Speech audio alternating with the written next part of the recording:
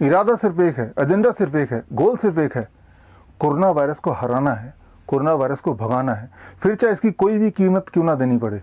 लोगों की नौकरियां छूट जाए, घर बार छूट जाए, भूख से मर जाएं, इकोनॉमी क्रैश हो जाए, कोई फर्क नहीं पड़ता, लेकिन हर हाल में हमें कोरोना वायरस को हराना है। सॉरी, कोरोना वायरस नहीं, novel corona virus. Corona virus और नोबल कोरोना वायरस में फ़र्क है। कोरोना वायरस को कहते हैं ह्यूमन कोरोना वायरस, एक ऐसा वायरस जिससे हम बचपन से अभी तक हज़ारों बार बीमार पड़ चुके हैं, फ्लू हो चुका है। तो वो तो है पुराना वाला जिसे कहते हैं ह्यूमन कोरोना वायरस, और आजकल जो चल रहा है जिसकी वजह से लॉकडाउन है इसे कहते हैं नोबल कोरोना वायरस। अब पहले तो इन दोनों के फर्क को समझ लीजिए। यूँ मानिए कि जो नोबल कोरोना वायरस है पुराने वाले वायरस का सौतेला भाई मान सकते हैं। कंपैरिजन के लिए आपके सामने स्क्रीन पे देखिए, जब भी किसी दो वायरस को कंपेयर करते हैं तो दो इंपॉर्टेंट फैक्टर देखते हैं, एक तो उसकी फैलने की शक्ति और दूसरा उसकी मारने की शक्ति। अब अगर आप स्क्रीन पे देखें तो पुराना वाला वायरस जिससे हम कई बार पीड़ित हो चुके हैं और ठीक भी हो चुके हैं, तभी आप और हम जिंदा हैं, तो उसके जो फैलने की शक्ति है वो नए वाले वायरस से डबल है, डबल, 2 गुना। इसे कहते हैं R0, ट्रांसमिशन की रेट।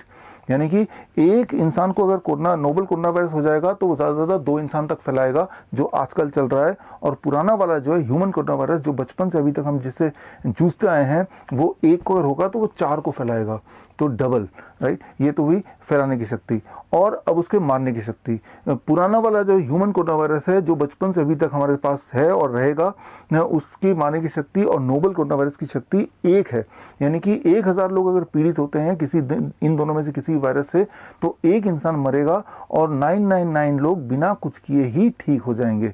कुछ कर भी नहीं सकते, क्योंकि ना तो नोबल का कोई वैक्सीन या ड्रग है और ना तो पुराने वाले का कोई वैक्सीन या कोई दवाई है।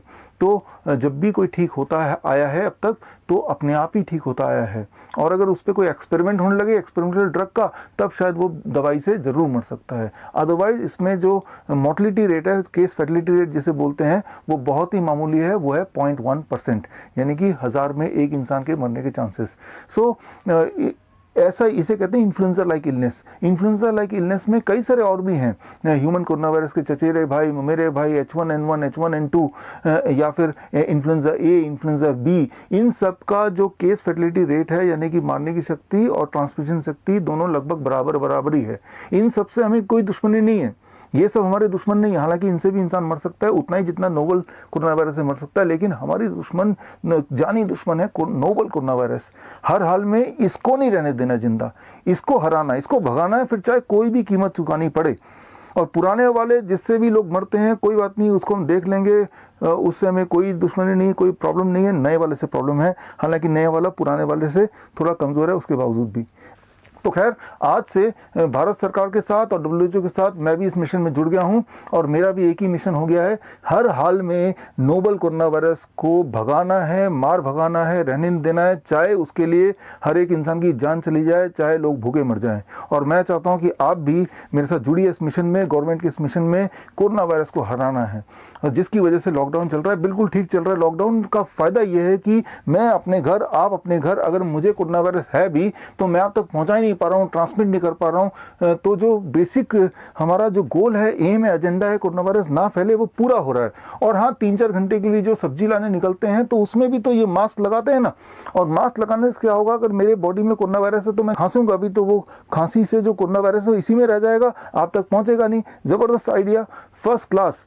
तो अब इस इरादे को और मजबूती देने के लिए, ताकि कोरोना वायरस फैले ना, मैंने इस पर स्टडी की और पाया कोरोना वायरस फैलने के 2 रास्ते हैं।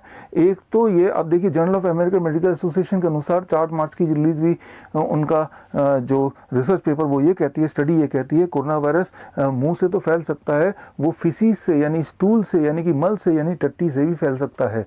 और 26 मार्च 2020 WHO का खुद का रिपोर्ट ये कहता है, वो ह्यूमन टू ह्यूमन ट्रांसमिट हो सकता है और ह्यूमन टू एनिमल भी ट्रांसमिट हो सकता है, एनिमल टू ह्यूमन भी ट्रांसमिट हो सकता है। तो अभी जो लॉकडाउन चल रहा है, वो लॉकडाउन इंसान के लिए, ह्यूमन के लिए, हम लोग घर में बंद हो जाएं।